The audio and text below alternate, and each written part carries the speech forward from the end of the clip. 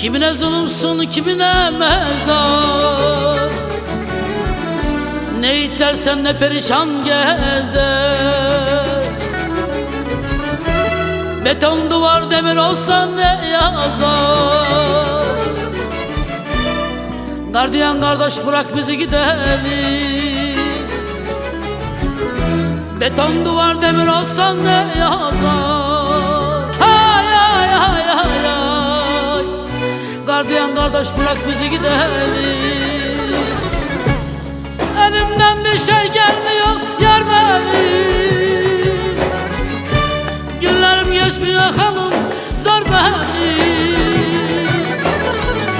Zalim mahpus bana bugün dar gelir.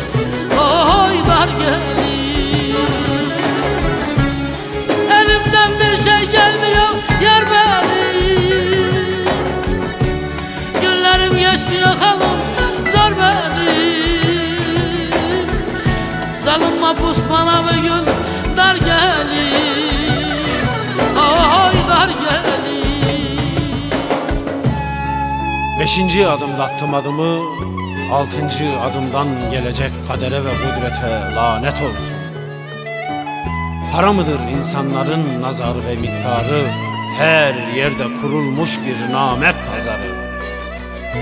Ben de oldum bu alemin okur yazarı, bu alemin kalemine de mürekkebine de lanet olsun, lanet olsun, lanet olsun.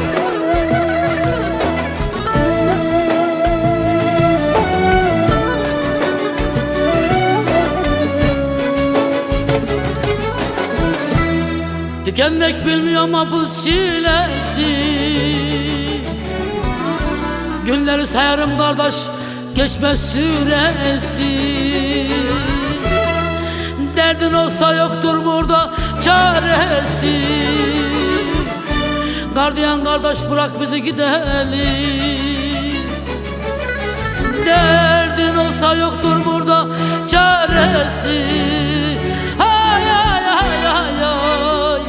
Gardiyan kardeş bırak bizi gidelim. Elimden bir şey gelmiyor yar benim. Günlerim geçmiyor halım zor benim. Zalim mahpus bana bugün dar gelir. Oy dar gelir. Elimden bir şey gelmiyor yar benim. Günlerim geçmiyor halım zor benim. Zalim mahpus bana bugün dar gelir. Oy dar gelir. Elimden bir şey gelmiyor yar benim. Günlerim geçmiyor halım zor benim.